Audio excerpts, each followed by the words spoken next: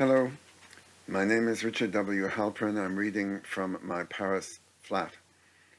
I'm an American-born Irish poet living in France with 4 collections out via Salmon Cliffs of Moher and 12 shorter collections via Lapwing Publications Belfast. I shall read a few poems from my most recent Salmon collection, Catch Me While You Have the Light. I'm performing this for the fall virtual 2020 edition of the Bridgewater Literary Poetry Festival. I'll read the first poem in the book and the last poem, and then see what other poems come to mind. Irish Light.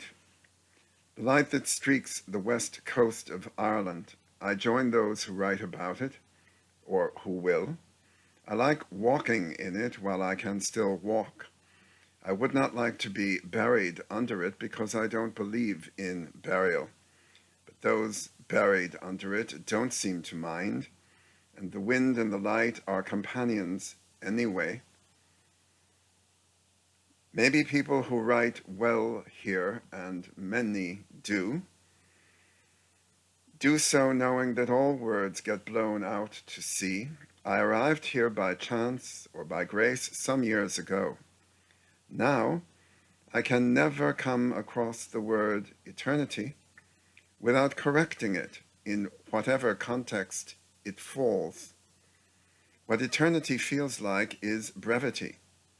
Irish light is brief light. Now, the last poem in the book, The Pines of Georgia. Their sharp, clean scent, the tallness of them, the music of them, their grand indifference, the birds and other living things, tiny, living on them or in them or beneath them. My wife and I once visited Franklin Roosevelt's Warm Springs home, everything in it preserved as it had been when that ebullient, qualified man found peace there. But it was the surrounding pines, to whom he and we were just a few needles, whose home it really was.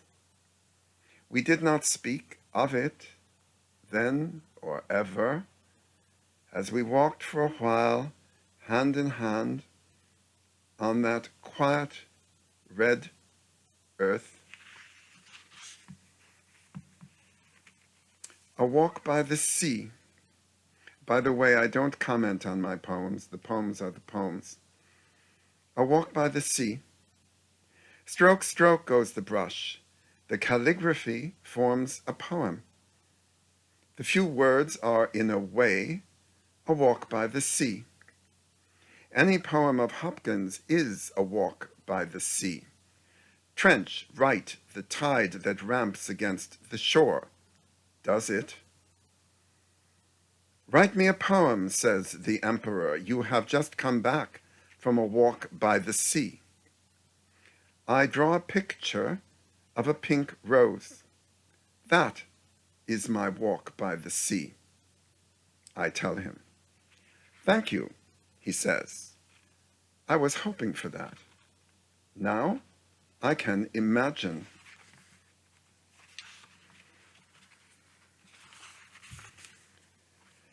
Hazelhurst, Wisconsin, 1951. The town unincorporated consisted entirely of Mr. Woodsick's bait shop, a bar, and a petrol fill-up. Nearby, Lake Catherine, pure blue, rowboats, lines cast, sunfish, bluefish, wall-eyed pike beneath. The bar was Ariel's, the name spelt out in little red lights. My father told me that was the name of the owner, a lovely lady. We entered. Jukebox, root beers all round. Ariel explained to me who Ariel was, and why her father had named her that. She was indeed a lovely lady. Today I play on my clavier in Paris, France. And here we all are, Grover's Corner's mind of God.